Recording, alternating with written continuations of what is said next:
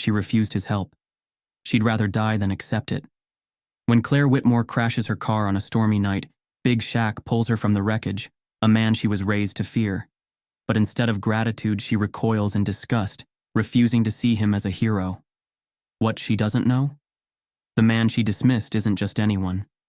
As the truth unravels, Claire is forced to confront the prejudices she never questioned, while Shaq, the man who saved her life, proves that real strength isn't just about power. It's about choosing to be better. Before we deep dive into this interesting story, subscribe to our channel and tell us, where are you watching from? Share in the comments below.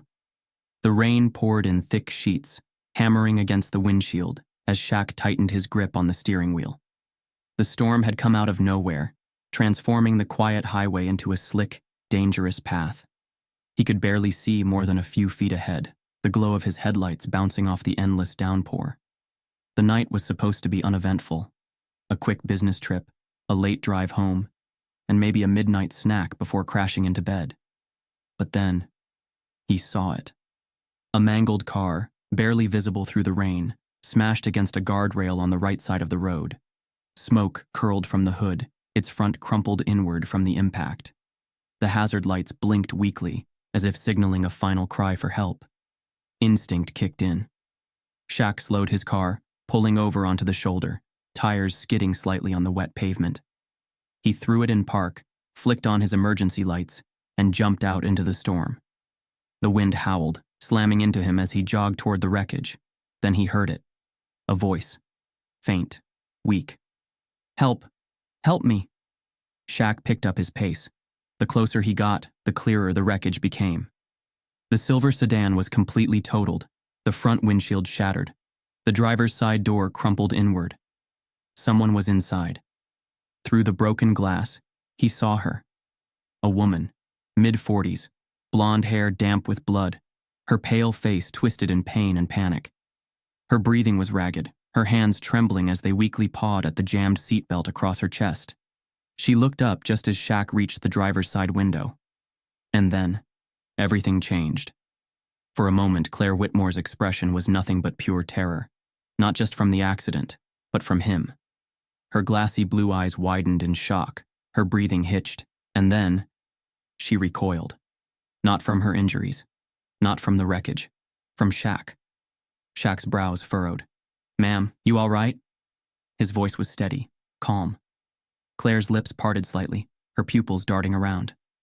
"I'm stuck," she whispered. "The seatbelt. It won't." Shaq nodded. "I got you. Just stay still."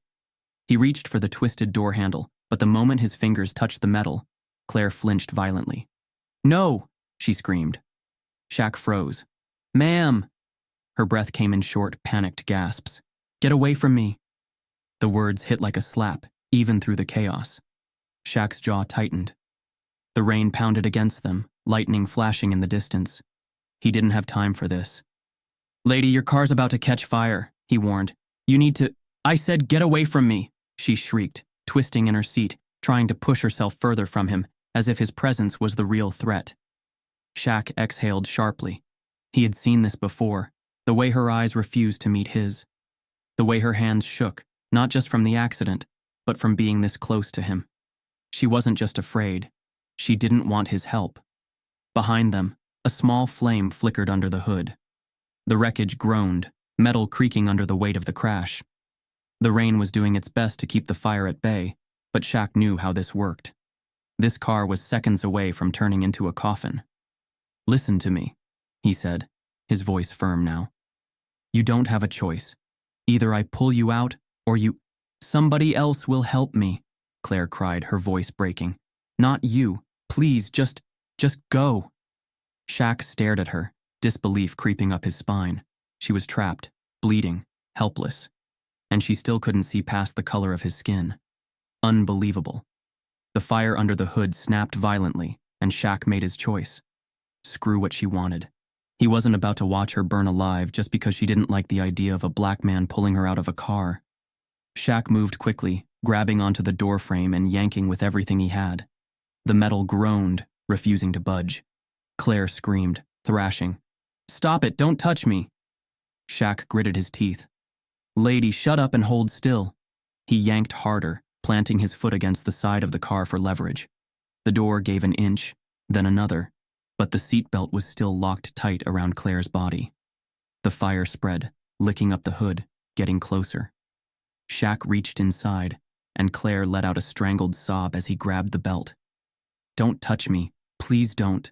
Shaq ignored her, grabbing a pocket knife from his jacket and slicing through the strap in one swift motion.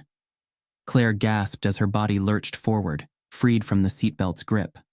Come on, Shaq said, voice clipped. He grabbed her under the arms, pulling her out as gently as possible. But she still fought against him, still squirmed and whimpered like she was being attacked instead of rescued. It took every ounce of patience Shaq had not to drop her right there. With one final pull, he yanked her free of the wreckage and stumbled back, Claire's weight falling into his arms just as the fire burst through the dashboard. The car exploded. The force sent a blast of heat against Shaq's back, the shockwave rippling through the storm. Flames engulfed the vehicle, sending black smoke spiraling into the sky. Shaq lowered Claire onto the wet pavement, her body still trembling. She was alive, breathing, her eyes blinking up at the burning wreckage. Her face twisted in confusion. My car. Shaq stood up, rain dripping from his jawline, his hoodie soaked through. He ran a hand down his face, exhaling hard. You're welcome, he muttered. The distant sound of sirens finally broke through the night. Flashing red and blue lights cut through the storm, getting closer. The paramedics and police were almost here. Claire was still gasping for air, struggling to sit up. Her fingers pressed against her chest, where the seatbelt had dug into her skin. Shaq crouched beside her, his patience thin. You hurt anywhere else? He asked. Claire's eyes flickered to his face. And for the first time, she really saw him. Not just a black man standing over her. Not just someone she had recoiled from minutes ago. But the reason she was still breathing. She opened her mouth, closed it. Then finally, I didn't need you to do that, she whispered. Shaq let out a bitter laugh. Yeah? That's funny. 'Cause I remember you being stuck in a car that was about to turn you into roast chicken. Claire flinched. Before she could say anything else, the first police car skidded to a stop nearby. And just like that, the next fight began. The night smelled like gasoline. Shaq smelled it before he saw it. The sharp, acrid bite of fuel mixing with the rain-soaked pavement. His eyes darted to the underside of the wrecked sedan. A thin stream of dark liquid trickled from the crushed fuel tank, pooling near the front tire. Not good. Claire, still shaking, still fighting against him, had no idea how close she was to dying. Shaq took a slow breath, his mind racing. He didn't have time to argue. Either he pulled her out now, or she would go up in flames with the car. Claire was still squirming in his grip, her breath ragged, her hands weakly pushing at his chest. Please, she gasped. Just wait. Someone else will. Shaq's patience snapped. There is no one else, he barked. Claire flinched at his tone, her wide, terrified eyes locking onto his. Shaq pointed at the gasoline pooling beneath them. See that? He demanded. That means we don't have time for your damn pride. That car is gonna blow, and you're still sitting here acting like I'm the problem. Claire froze, her chest rising and falling in shallow, panicked breaths. The wreckage groaned under the rain, a low metallic creak. Shaq didn't wait. He grabbed her again, tight and secure, and yanked her toward him. Claire let out a strangled sob, her fingers clawing at his arms, but he barely felt it. His focus was locked on getting her away before the worst happened. The fire started small, just a flicker of orange beneath the hood. Then, with a sharp pop, flames surged upward, licking across the crumpled metal. Shaq's heart slammed against his ribs. No more time. He lifted Claire into his arms and moved. Not walked. Ran. The moment Shaq cleared the wreckage, the car erupted. A violent fireball ripped through the storm, sending heat and shattered glass blasting into the night. The force hit Shaq like a shockwave, sending him stumbling forward. His boot slid across the wet pavement, but he kept his grip on Claire, his arms tightening protectively around her. Claire let out a choked scream, burying her face against his chest as the explosion's echo rattled through the night. And just like that, the wreckage was gone, reduced to a burning skeleton of twisted metal and smoke. Shaq let out a slow, controlled breath, his pulse still thundering in his ears. They had made it. Barely. Clare was shaking uncontrollably. Her fingers gripped Shaq's jacket, her whole body pressed against him as if the moment she let go, she'd fall apart. Shaq exhaled, steadying his balance before lowering her carefully onto the pavement. "Breathe," he muttered. Clare didn't respond. Her blue eyes were locked on the burning car, her face pale, lips trembling. The reality of what just happened was hitting her all at once. Shaq stepped back, rolling his shoulders, letting the rain cool his skin. He should have felt relieved, should have felt some satisfaction knowing he just saved her life. Instead, he felt nothing. Because even after everything, after risking his own damn life to save hers, she still wasn't looking at him. The wail of sirens cut through the storm, flashing red and blue lights slicing through the darkness. Shaq stepped back as the first police cruiser skidded to a stop, followed by an ambulance. 2 paramedics rushed out, their boots splashing through puddles. "Ma'am, are you hurt?" one of them asked, kneeling beside Clare. She didn't respond. She was still frozen, her gaze stuck on the burning wreckage, like she was seeing a ghost. Shaq sighed, rubbing the back of his neck. "She's in shock," he said. "Seatbelt had her pinned for a while, might have some bruised ribs." The paramedics barely glanced at him before nodding. "We'll take it from here, sir." Shaq turned, ready to walk away. Then he noticed the cop watching him. The officer was tall, square-jawed, with a stiff posture that screamed ready to escalate at any second. His hand hovered a little too close to his holster. Shaq had seen that stance before, too many times. He knew what came next. The cop's gaze flicked to Clare, then back to him. "Sir," he called out, "step away from her." Shaq's jaw tightened. "Already did." The officer's eyes narrowed. "You got ID on you?" Shaq exhaled slowly. "For what?"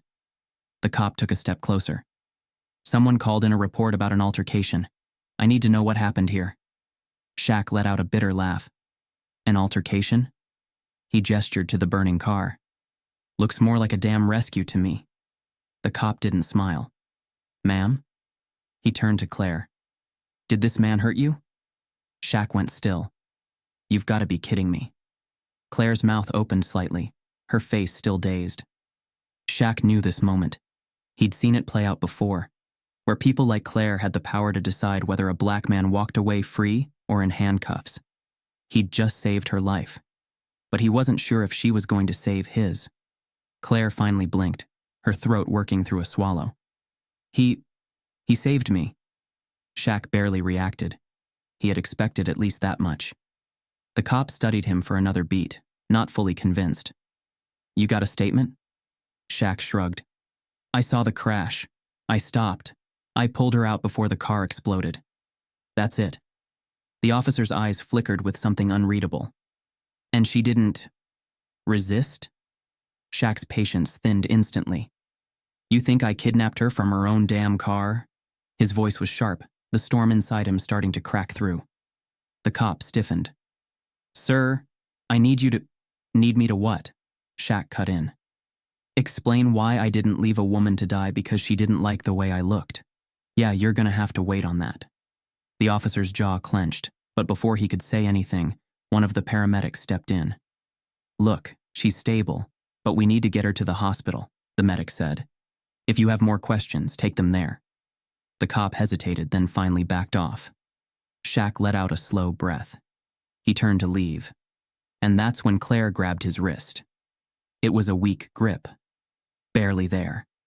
Shaq almost pulled away instinctively, but then he saw her face. For the first time, she looked at him like she actually saw him. She started, then stopped. Her lips pressed together, her eyes searching his like she was trying to find the right words. Shaq stared down at her, waiting. But whatever she was about to say, she wasn't ready yet. So instead, she just whispered, "Thank you." Shaq's expression didn't change. He pulled his wrist away, taking a step back. Then he said, "Yeah, I know." And with that, he turned and walked back into the rain. The night was still heavy with rain. But the fire from the wrecked car had started to die down, leaving behind nothing but a blackened husk of twisted metal and smoke. The flashing red and blue lights illuminated the soaked pavement, reflecting in the puddles like jagged lightning bolts. Shaq stood a few feet away from the wreckage, his hoodie still drenched, his jaw tight. His heartbeat had settled, but the frustration sitting in his chest, that was just getting started. Claire sat on the back bumper of the ambulance, a thick emergency blanket draped over her shoulders. She was still shaken, her fingers curled into the fabric, her eyes unfocused. And yet, she still hadn't said his name, still hadn't acknowledged what just happened. Shaq exhaled through his nose, shaking off the bitter thought. It didn't matter. He hadn't pulled her out of that car for a thank you. He'd done it because it was the right thing to do.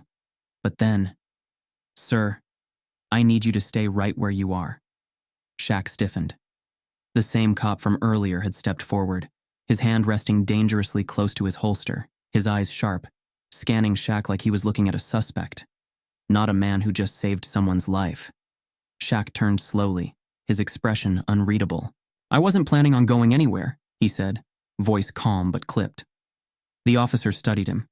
His name tag read Hendricks, square-jawed, buzz-cut, the type who looked like he took his job too seriously, but not in the good way. Hendricks's gaze flicked to the wreckage, then back to Shaq. "Got a statement?" he asked, tone neutral, but not in a way that felt comforting. Shaq crossed his arms. Saw the crash, pulled over, pulled her out before the car exploded. Hendricks's eyes narrowed slightly, as if the story didn't sit right with him. "Pulled her out?" Shaq's patience thinned. "That's what I said." The cop's posture shifted. "And she let you?" Shaq let out a sharp breath, laughing without humor. "There it is," he muttered, shaking his head. Hendricks stiffened. "Excuse me?" Shaq's voice was low, controlled. The real question. Not how the crash happened. Not whether she was injured. Just whether the big black guy had permission to pull the lady out of the car. A few feet away, Claire flinched, her grip tightening on the blanket. Hendricks's jaw clenched, but he didn't deny it. "I ask questions," Hendricks said, "because something about this whole thing doesn't add up." Shaq felt his fingers twitch, but he kept them calmly at his sides. "What doesn't add up?" he asked smoothly. Hendricks folded his arms. "Why were you here?" Shaq's lips pressed together. "Told you. I saw the crash, pulled over." Hendricks nodded slowly, but there was a flicker of doubt in his eyes. "Just like that?" Shaq took a slow, measured breath. He'd been down this road before. The just like that? The tone that suggested people like him didn't just help, that they always had an angle. His patience was hanging by a thread. Before Shaq could respond, another voice cut through the tension. "He ain't lying."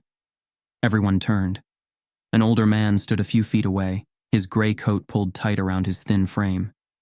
He must have been in his late 70s, his wrinkled face barely visible beneath the hood of his raincoat. "I saw it all," the old man said, stepping closer. His voice was rough, like gravel beneath a boot. "That boy was the first one out of his car.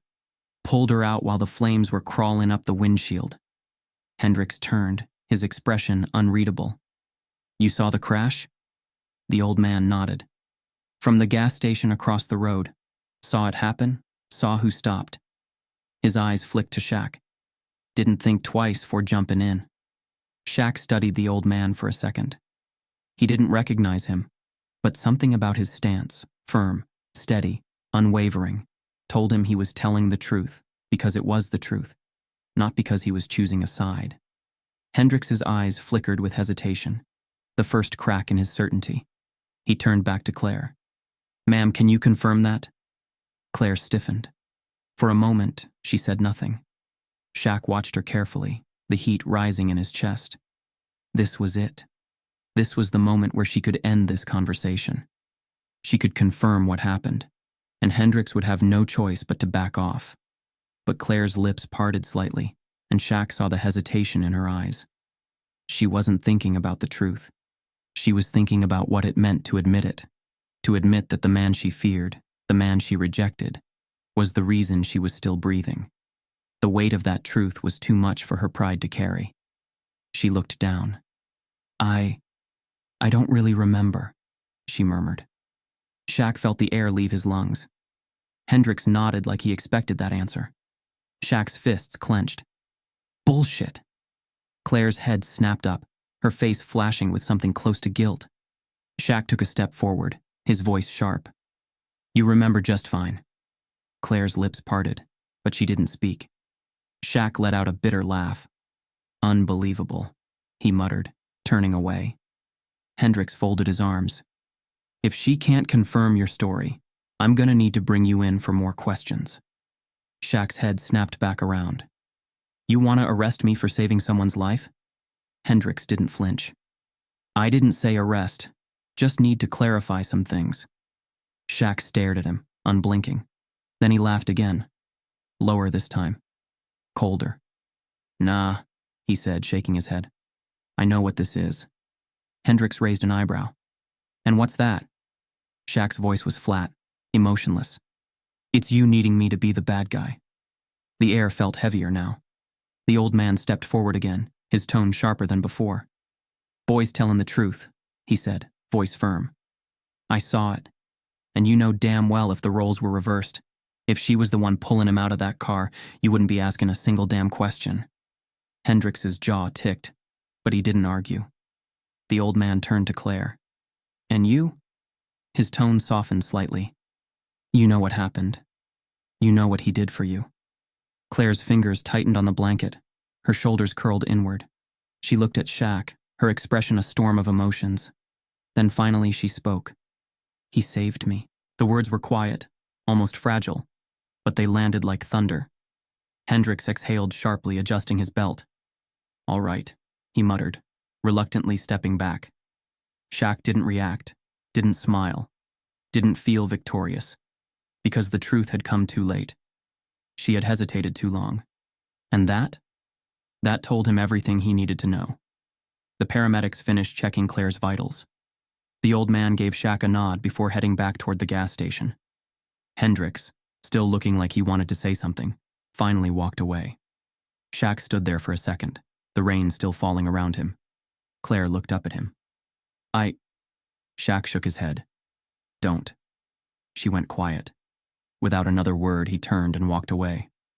The walls of the hospital room were a dull shade of beige, the kind that made time feel slower. The rhythmic beeping of machines, the soft shuffle of nurses outside, the distant murmur of hospital staff, all of it faded into the background as Clare sat on the bed, staring blankly at her hands.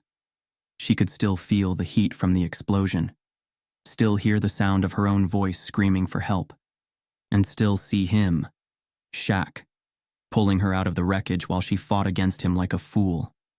Her fingers curled into the thin hospital blanket, frustration tightening in her chest. How did this happen? How did she end up owing her life to a man she would have never given a second glance? The door creaked open, and Claire's head snapped up. A nurse walked in, followed by a tall man in a dark suit. Her husband, Daniel Whitmore, CEO, political donor, old money. A man whose presence carried weight in every room he entered. His stormy gray eyes flicked to Clare before settling on the bandage wrapped around her head. His face barely changed, but she knew him well enough to read the tension in his jaw. Jesus, Clare, he muttered, stepping forward. What the hell happened? She swallowed. Car accident. I lost control in the rain. Daniel exhaled sharply, shaking his head like this was some careless mistake she made on purpose. You should have called me. Clare hesitated, because that wasn't the real issue. She didn't have time to respond before Daniel turned to the nurse. Is she clear to leave? The nurse nodded. She has some bruised ribs and a mild concussion, but she's stable. Daniel barely acknowledged it before turning back to Clare. We'll get you home. I'll have the driver bring the car around. And just like that, it was settled. No questions about what she had been through. No concern about the man who saved her life. Daniel had already erased it. But Clare couldn't erase it. Because every time she closed her eyes, she saw the fire, the wreckage, the man who pulled her free despite her begging him not to. And it didn't make sense, because men like him weren't supposed to be the ones helping. They were supposed to be the ones causing problems. The ones her father had warned her about. The ones her friends made side comments about at charity galas, masking their words under fake smiles. But Shaq? Shaq didn't fit the story she had been raised to believe. And that terrified her more than the crash itself. As Daniel spoke with the nurse, Claire's mind slipped into memory, the weight of the past dragging her under. The Whitmore estate had always been too big, too perfect, too untouchable. Clare, just 8 years old, sat on the polished leather couch, swinging her feet while her father, Henry Whitmore, spoke in low tones with another man in the study. She hadn't meant to eavesdrop, but her father's voice had a way of commanding attention, whether you wanted it or not. You see what's happening, don't you? Henry's voice was sharp, edged with a bitterness Clare didn't understand. The other man, a family friend, sighed. It's the new hiring policies, the firms being forced to bring in more of them. Clare frowned, her young mind struggling to piece together who them was. Henry scoffed. People who don't belong in our spaces. I don't care how much they work for it. They weren't raised for it. Clare blinked. The words settled in her mind, even before she knew what they truly meant. People who don't belong. The years that followed were layered with those same lessons. They weren't spoken outright. No one ever said, "Be racist, Clare." Instead, it was woven into the fabric of her upbringing, in the way her parents tensed up when certain people moved into their neighborhood, in the way her father's colleagues made jokes behind closed doors, in the way her mother gripped her purse tighter in certain areas of town. It was taught through silence, through glances, through what was left unsaid. And Clare had never questioned it, not until now. Clare snapped back into reality, her breathing uneven. Daniel was still talking, something about making a statement to the police, but Clare wasn't listening. Her head turned slightly toward the open doorway. And there he was, Shaq.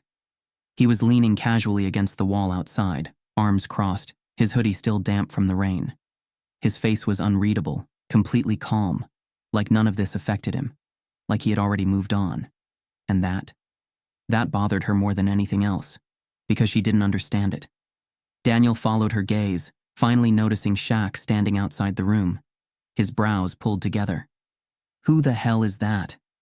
Claire's throat tightened. Shaq must have heard because his head tilted slightly, his lips curving into something that wasn't quite a smile. The guy who saved your wife's life, he answered smoothly. Daniel's expression froze, and for the first time since he walked in, he really looked at Shaq. There was a beat of silence, the kind that said everything words didn't. Then Daniel turned back to Clare, lowering his voice. Do you know him? She hesitated. Daniel's voice hardened. What exactly happened? Claire's pulse picked up. She couldn't explain it. Couldn't say that she had been trapped, terrified, gasping for breath, only to look up and see someone she had been conditioned to fear. Couldn't say that, for a second, she had genuinely believed the wrong thing about the man who pulled her out. So she did what she always did. She took the easy way out. She exhaled sharply, looking away. It doesn't matter. Shaq's head tilted slightly, but his expression didn't change. Daniel turned back to him, his stance shifting into something more rigid, more dismissive. Well, thanks for whatever you did. We'll handle the rest. Shaq let out a low hum of amusement, shaking his head. He should have expected this. Still, he wasn't going to let it slide that easily. You don't need to thank me, he said. I didn't do it for you. Daniel's jaw tightened. Shaq pushed off the wall, his hands sliding into his pockets, and turned toward Clare. She felt her stomach twist, because for the first time since the crash, he was looking at her like she was the disappointment, and she hated that it stung. Hope you heal up, he said, voice even. And next time when someone's trying to save your life? His smirk faded. Try not to fight them the whole damn time. Claire's chest tightened, and with that, Shaq turned and walked away, completely unaffected, completely unshaken. And for the first time in her life, Clare felt small. The hospital room felt too bright, the fluorescent lights reflecting off the white-tiled floor. The sterile scent of antiseptic hung in the air, but Clare barely noticed. She sat on the edge of the hospital bed, staring at her bandaged hands, her mind a storm of thoughts she couldn't escape. She should have been grateful. She should have been relieved. but all she felt was uneasy. Because no matter how hard she tried to push it down, one truth kept rising to the surface. Shaq saved her life, and she had treated him like the enemy. The door swung open, snapping her out of her thoughts. Daniel walked in first, his posture rigid, his suit flawless as ever, as if he hadn't just spent the night worried about her. Behind him, her mother, Eleanor Whitmore, glided in like she owned the hospital. She was in her early 60s, still elegant, still poised, her pearl necklace sitting perfectly against her crisp white blouse. She didn't rush to Claire's side, didn't hug her, just gave her a once-over before nodding. "You look fine." Claire clenched her jaw. Same old Eleanor. Daniel sat down beside her, his palm resting on her knee. "How are you feeling?" "Tired," Claire muttered. Daniel nodded like that was a sufficient answer. "We'll take you home soon. I've already spoken with the hospital administrator. They'll have your discharge papers ready within the hour." He was always like this, handling things, fixing things, controlling things. Claire didn't argue. She didn't have the energy. But then, what exactly happened? Eleanor's voice cut through the room like a knife. Claire stiffened. She had been dreading this part. She didn't have to look up to know what her mother was really asking. Not how she crashed. Not if she was okay. But who had saved her? Before Claire could speak, Daniel answered for her. Someone pulled her from the wreck before emergency responders got there. He said smoothly. "A passerby." Claire's stomach twisted. A passerby. Not Shaq. Not the man who had risked his own life to save her. Just a passerby. Eleanor raised an eyebrow. "Did you get their name?" Daniel's jaw ticked slightly, but he kept his expression neutral. "Not important." Claire's fingers curled into the blanket. It was happening again. The rewriting. The erasure. Shaq wasn't the kind of man they wanted in their story. So they were going to pretend he didn't exist. The knock at the door came too perfectly, like some cruel joke from the universe. Daniel turned, clearly expecting a nurse. But when the door opened, it was Shaq. The room shifted instantly. Shaq stood in the doorway, hands in his pockets, his posture loose but unshaken. Daniel's expression stiffened. Eleanor's eyes narrowed, just slightly, the kind of look she always gave when something wasn't to her taste. "Claire?" Her breath hitched. Because suddenly, she wasn't just sitting in a hospital bed. She was back in that burning car, gasping for air, watching this man rip open the door while she begged him to leave her behind. Shaq's eyes flicked to her, unreadable. Then he looked at Daniel. "You her husband?" Daniel rose to his full height, his CEO mask slipping into place. "I am." Shaq nodded, taking him in. The expensive suit, the controlled body language, the silent, unspoken "I own the room" aura. Daniel crossed his arms. "Something I can help you with?" Shaq's smirk was barely there. "Funny, I was about to ask you the same thing." Silence. Then, Eleanor cleared her throat. "I assume you're the man who assisted my daughter." Shaq didn't correct her, didn't say assisted wasn't the right word, that he had saved her life while she screamed at him not to touch her. He just nodded. Daniel let out a controlled exhale, like this conversation was nothing more than an inconvenient business deal. "We appreciate what you did," he said. Shaq raised an eyebrow. "Do you?" Daniel's jaw tightened just slightly. "Of course." Then he reached into his jacket and pulled out a thin envelope. Shaq's smirk disappeared. Daniel extended it toward him. A token of gratitude. Claire felt her stomach drop. Shaq didn't move, didn't take it, didn't even look at it. His expression didn't change, but something settled behind his eyes. Something Claire couldn't quite name, but it made her chest feel uncomfortably tight. Daniel's smile didn't falter. "I'm sure you understand." Shaq finally glanced at the envelope. "What is that, gas money?" Daniel's hand didn't waver. "Compensation." Shaq let out a low breath, shaking his head. "For what?" Daniel's smile thinned. Shaq leaned in slightly, voice low, even, dangerous. "For saving her?" His eyes flicked to Claire. "Or for being the wrong person to do it?" Claire's chest tightened painfully. Because he was right. This wasn't gratitude. This was an attempt to make him disappear. Eleanor exhaled sharply. There's no need for this to be dramatic. Shaq finally met her gaze. Lady, I haven't even started. Eleanor's lips pressed into a thin line. Daniel's fingers twitched around the envelope, his patience wearing thin. Take it or don't, he said flatly. Shaq chuckled, shaking his head. Then, he turned around and walked away. The silence he left behind was suffocating. Daniel lowered the envelope, his face unreadable, but Claire could see the way his fingers curled tighter around it. Eleanor let out a quiet hum. Well, that was unnecessary. Claire swallowed the lump in her throat. Because she knew what she was supposed to do. She was supposed to nod, to agree, to pretend this moment hadn't shaken something loose inside her. But when she looked at the door Shaq had just walked out of, she realized something. She had spent her whole life surrounded by people who only did things when they came with a price tag. But Shaq? Shaq walked away.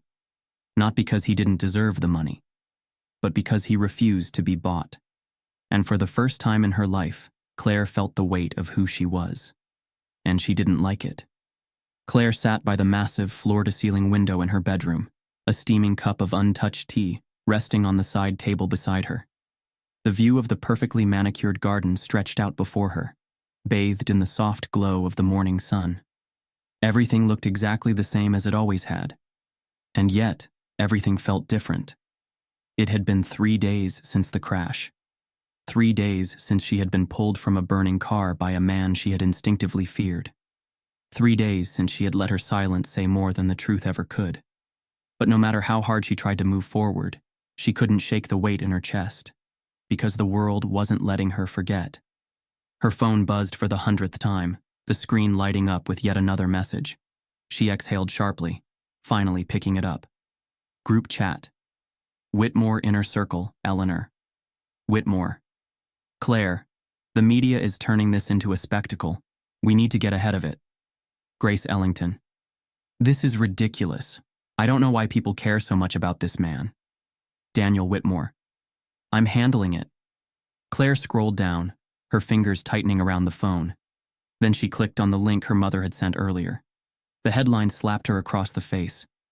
Millionaire Shaq Johnson saves woman from fiery car wreck, yet she refuses to acknowledge him. Her stomach twisted. She wasn't just a news story, she was a villain. Claire stared at the article, her pulse picking up as she skimmed through it. Shaq Johnson, the highly respected CEO of Sterling Developments, pulled Claire Whitmore from a fatal car accident. Bystanders confirmed she resisted his help and later failed to acknowledge his heroism. Despite his success as a businessman and philanthropist, Johnson was treated as a suspect at the scene rather than a hero. The question remains, why? The silence from the Whitmore family speaks volumes. Claire's breath hitched. She clicked on the comments section, already regretting it. Justice for Shaq. So a black man saves her life and she just pretends it never happened. Typical. Expose the rich. She's exactly like her father. These people only care about their own. Jenna RRN. I was on shift at the hospital when she came in. Not once did she ask about him. Not once. The real Teddy B. Shaq doesn't even care, LMAO. That's the funniest part. She's losing sleep and he's out here making $1 million deals. Claire's throat went dry. The entire world had already made up its mind. And worse? They weren't wrong. She clicked on another link, this time leading to a news broadcast. The video opened with a clip of Shaq walking out of a charity event, reporters swarming him, cameras flashing. Mr. Johnson, do you have any comments about Claire Whitmore's reaction after the crash? Shaq barely glanced at them as he walked toward his car. Nope, he said simply.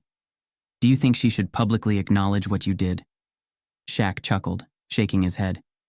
Man, I don't lose sleep over stuff like that. Another reporter called out. What do you think about the online backlash against her?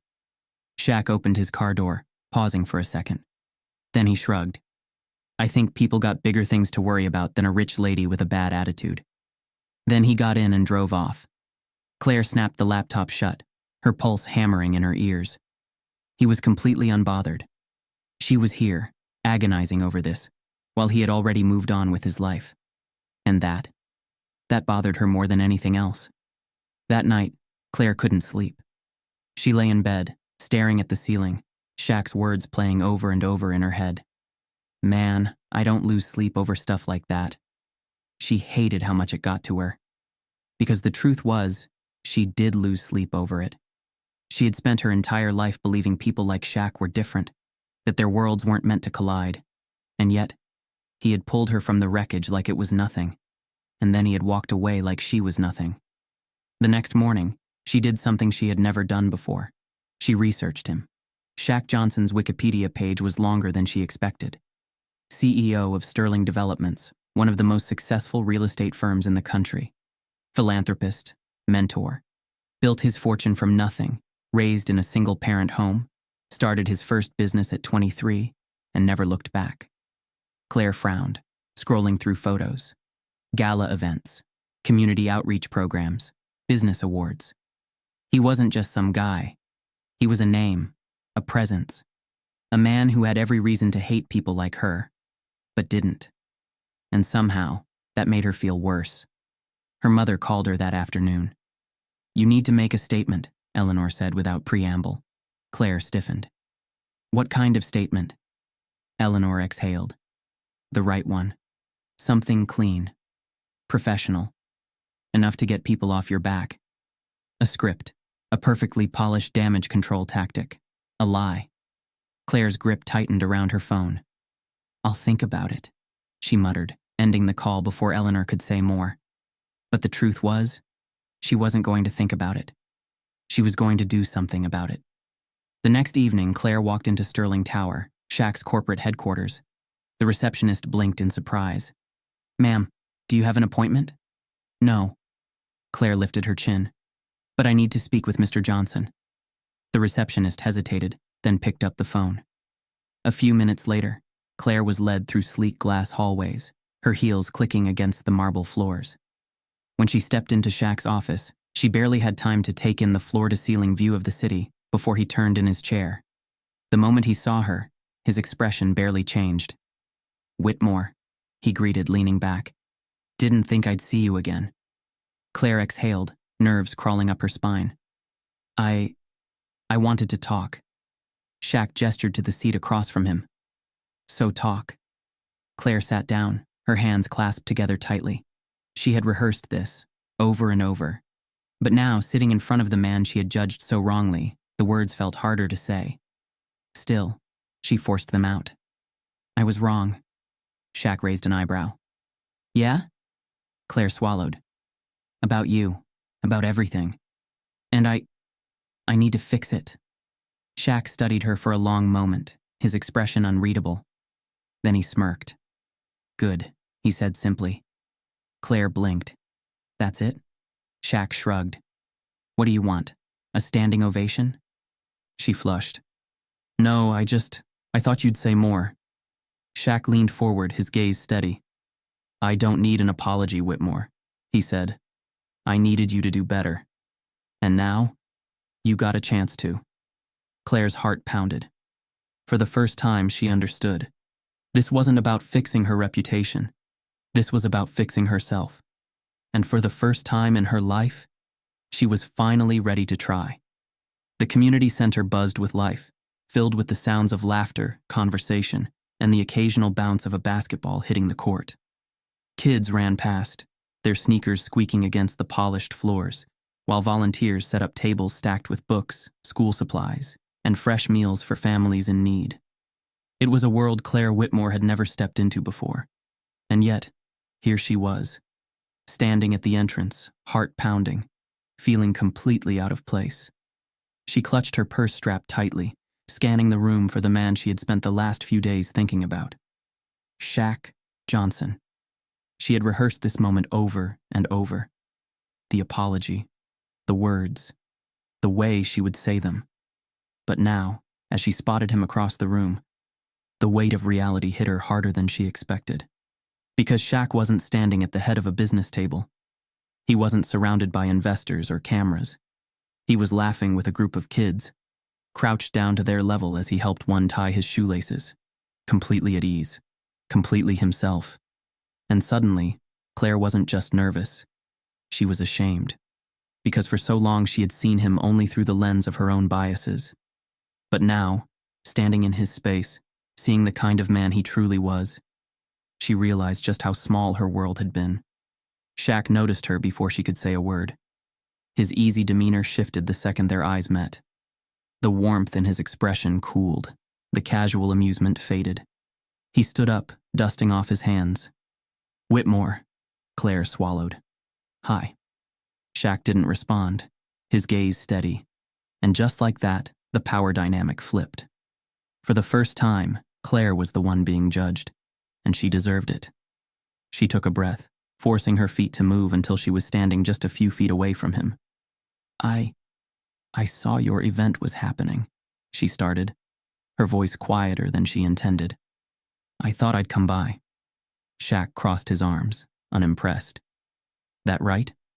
Clare nodded, fingers tightening around her purse strap. She had expected him to look at her differently after she showed up at his office.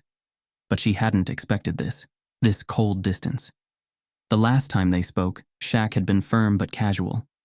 He had challenged her, but he hadn't been dismissive. Now he looked like he wasn't sure why she was even standing in front of him, and that made her stomach knot with discomfort.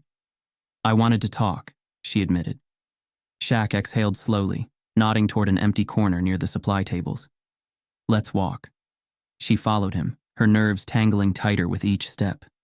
When they stopped, Shaq turned to face her, his expression unreadable. "All right," he said, crossing his arms. "Talk." Clare took another breath, steadying herself. "I came to say I'm sorry." Shaq raised an eyebrow, waiting. She swallowed, her throat dry. "For the way I treated you that night. For the way I—" She hesitated, forcing herself to push through the shame. "For the way I judged you." Shaq didn't flinch, didn't react, just watched. Clare felt her chest tighten. This was harder than she thought. She had spent her entire life giving perfectly polished apologies when necessary, the kind that smoothed over issues, that protected reputations, that made sure she stayed in control. But this was real. And for once, she wasn't just saying what she thought someone wanted to hear. She was saying what needed to be said. Clare licked her lips, forcing herself to continue. "I was wrong," she admitted, her voice quieter now. "Not just about you. About everything." Shaq tilted his head slightly. "Everything?" She let out a shaky breath. "The way I was raised. The things I believed without ever questioning them." Shaq's face remained unreadable, but his eyes flickered, just for a second. Clare pushed forward. "When I saw you that night, I didn't see a man trying to help me," she confessed. "I saw someone I thought I should fear, and I hate that. I hate that I—" Her voice broke slightly and she quickly swallowed it down. Shaq let the silence stretch. Clare waited for him to say something. Anything. But when he finally spoke, his voice was calm, steady, and sharper than she expected. "So what do you want, Whitmore?" Her breath hitched. Shaq leaned against the table behind him, arms still crossed. "You came all the way here for what? My forgiveness? A pat on the back?" Clare flinched. "No, I just—" Shaq shook his head. "Let me tell you something. You're not the first person to wake up one day and realize they've been looking at the world the wrong way." His eyes locked onto hers, unwavering. "But an apology doesn't fix it." Clare swallowed. "I know." Shaq nodded slowly. "So what now?" The weight of that question settled heavily between them. Because he was right. Saying sorry wasn't enough. Real change didn't come from words. It came from actions. Clare clenched her jaw, forcing herself to meet his gaze. "I don't know," she admitted. "But I want to figure it out." Shaq studied her for a long moment. Then, finally, his expression shifted just slightly. Not warmth, but something less cold. "Good," he said simply. Clare exhaled, her shoulders loosening for the first time all night. Then Shaq pushed off the table, turning back toward the main room. "Let's see if you mean it," he said over his shoulder. Clare blinked. What? Shaq nodded toward the volunteers handing out meals. You want to figure it out? He asked. Start here. Clare hesitated. This wasn't what she expected. She thought this would be a conversation, a chance to say her piece and walk away, knowing she had done the right thing. But that wasn't how this worked. And Shaq? He wasn't the kind of man to let someone off easy. Clare took a slow breath. Then finally, she nodded. Okay. And just like that, she took the first real step forward. The evening was set to be perfect, at least by Whitmore standards. The private dining room in Langston's, an exclusive members-only restaurant, was filled with the soft hum of conversation and the occasional clink of wine glasses. The candlelit glow reflected off the polished mahogany table where the city's most influential figures sat, sipping expensive drinks and exchanging effortless small talk. Clare had attended 100 nights like this before, but tonight felt different. Tonight she wasn't just part of the room. She was watching it from the outside. And for the first time, she didn't like what she saw. Daniel sat beside her, one hand resting on the table as he listened to Greg Sterling, a well-known real estate investor, droning on about the problems with the city's new diversity initiatives. Greg sighed, swirling his whiskey. They're forcing quotas now. It's ridiculous. If someone isn't qualified, they shouldn't be hired just because they check a box. A few people around the table nodded in agreement. Clare felt her stomach tighten. Eleanor Whitmore, seated across from her, smirked. Oh, come now, Greg. You know that's just the way the world is moving. Greg scoffed. Yeah, and look where it's getting us. Lower standards, more lawsuits. You can't even fire someone without it turning into a discrimination case. Laughter rippled through the table. Clare didn't laugh, because all she could think about was Shaq. A man who built his success from nothing. A man who had risked his life to save hers. A man who had been treated like a criminal instead of a hero, by people just like the ones sitting at this table. Her grip on her wine glass tightened. Daniel leaned in, smirking. Speaking of lawsuits, you all saw that nonsense about Clare's accident, right? Clare's breath hitched. The conversation shifted instantly, eyes turning toward her. Greg raised an eyebrow. Oh yeah, what was the guy's name? Shaquille something? Shaq Johnson, Eleanor corrected, sipping her martini. Apparently he's quite successful. Greg chuckled. Right, the self-made type. He leaned back. Listen, I'm sure he meant well, but the way the media turned it into some racial hero story? Give me a break. More nods. More murmurs of agreement. And Clare felt something snap inside her. She set her glass down. The soft clink was enough to make Daniel glance at her. Clare? Her shoulders squared. Shaq saved my life. Silence. The shift was instant, uncomfortable, real. Greg chuckled, attempting to lighten the mood. Yeah, we know. And we're all grateful for that, of course. But the way people are acting, you'd think he... Clare cut him off. Number you don't know. Greg blinked, his smirk faltering. Clare's pulse pounded, but she didn't stop. I was trapped. I was going to die. She exhaled sharply. And I refused his help. The confession hung in the air, thick and suffocating. Eleanor's expression froze, her fingers tightening around her napkin. Daniel shifted beside her. Clare, sweetheart, let's not... Clare's jaw clenched. Let's not what? Talk about the fact that I nearly burned alive because I was too proud to accept help from a black man? A slow, uncomfortable silence fell over the table. And for the first time, Clare was okay with it. Greg cleared his throat, setting his drink down. No one's saying he didn't do a good thing, but the media is turning it into some political... Clare cut him off again. Turning it into what, Greg? Her voice was sharper now. Acknowledging that he deserved better than how he was treated? Greg's face darkened. I don't appreciate being called racist, Clare. She scoffed. Funny, I don't remember saying you were. Craig bristled. You didn't have a problem with these conversations before. Clare stared at him, and for the first time in her life she saw these people for what they were. They were comfortable with who she used to be. But she wasn't that person anymore. She pushed her chair back, standing up. Daniel grabbed her wrist. Clare? She pulled away. The weight in her chest was gone. Because for the first time, she wasn't staying silent. she was choosing something else.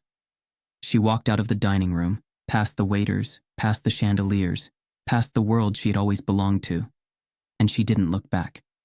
Shaq sat in the back of the Foundry, his favorite bar, nursing a whiskey while half listening to the conversation around him. The TV above the counter flickered with a news segment, some analyst talking about rising tensions among the elite over racial narratives in the media. Same old story. He sighed, taking another sip. Then, the door opened and she walked in. Claire spotted him instantly, her heels clicking against the wooden floor as she made her way toward him. Shaq exhaled, setting his drink down. "You lost?" Claire smirked slightly, sliding onto the stool beside him. "No." Shaq raised an eyebrow. "Then what are you doing here?" Claire tapped her nails against the bar. "I walked out of a dinner tonight." Shaq's smirk deepened. "That's so?" She nodded. "My husband, my mother, they're friends. The same people I've surrounded myself with for years." Shaq leaned back. "And why'd you walk?" Claire's throat tightened. "Because I finally saw them for what they are." She exhaled. "And I didn't like it." Shaq studied her for a long moment. Then slowly he nodded. People could change, but only if they chose to. And for the first time, Claire finally had. The afternoon sun bathed the city in a golden glow, casting long shadows over the bustling streets. The air was crisp, carrying the scent of fresh coffee from the cafe patios lining the sidewalks. Claire stepped out of Harper & Wells, a boutique consulting firm she had recently joined, adjusting the strap of her bag over her shoulder. 6 months ago, she never would have imagined herself here, starting over, carving out a life outside the shadow of her family's influence. But she had made a choice, and for the first time she felt free. As she turned the corner, weaving through the crowd, she spotted him. Shaq stood across the street, dressed in a tailored charcoal suit, phone in one hand, coffee in the other. Even from a distance, he carried that same effortless confidence, completely at ease, completely himself. For a split second, Claire considered walking past him. Not because she was afraid, but because she knew he didn't owe her anything. Still, something in her pushed forward. She waited for the light to change, then crossed the street. Shaq noticed her before she could say a word. His gaze flicked up from his phone, eyebrows raising slightly. "Whitmore." Claire smirked. "Johnson." Shaq took a slow sip of his coffee. "You stalking me now?" Claire let out a short laugh. "Not this time." Shaq studied her for a beat, then tucked his phone into his pocket. "You look different," he said, tilting his head slightly. "Lighter." Claire's smirk softened. "I feel different." Shaq nodded once, like he had already known that. For a moment, neither of them spoke. The last time they had seen each other, Claire had walked into his world, had asked for the chance to prove she could be better. And Shaq had let her try. Not because he needed her apology, but because he knew change had to be earned. And now, Claire had done exactly that. She glanced down at the coffee cup in his hand, then back up at him. "You in a rush?" she asked. Shaq lifted an eyebrow. "You trying to buy me a drink?" Claire shrugged. "Depends. You gonna let me?" Shaq let out a low chuckle, shaking his head. "All right, Whitmore," he said, nodding toward the cafe beside them. "Let's see what you got." They sat by the window, the late afternoon sun casting warm streaks of light across the wooden table. Claire wrapped her hands around her cup, watching as Shaq leaned back in his chair, stirring his coffee lazily. It was strange. 6 months ago, she had seen him as a stranger, a threat, a man she had been conditioned to fear. Now? Now they were just two people having coffee. She exhaled, tapping her nails lightly against the cup. "I judged you before I even knew you," she admitted. "I won't make that mistake again." Shaq didn't react right away. He just studied her, his expression unreadable. Then, finally, he nodded. "See that you don't." And just like that, the conversation moved on. When they stepped outside, the city had begun to shift into its evening rhythm. Streetlights flickering on, sidewalks filling with people heading home, the scent of food from nearby restaurants drifting into the air. Claire slipped her hands into her coat pockets, tilting her head up toward the sky. She had spent so long feeling trapped by expectations, by old beliefs, by a life that had never really been hers. But standing here now, beside the man who had forced her to see herself for who she truly was, she realized she had finally let it go, and she wasn't looking back. Shaq glanced at her, a knowing smirk playing at the corner of his lips. "You good?" Claire let out a breath, smiling. "Yeah," she said. And for the first time, she meant it. She refused his help. Now she can't forget him. This isn't just a story about a car crash. It's about privilege, redemption, and the choices that define us. If you love powerful, thought-provoking stories where the underdog rises and justice takes unexpected turns, you're in the right place. Follow for more gripping stories that challenge perspectives and keep you hooked till the very end.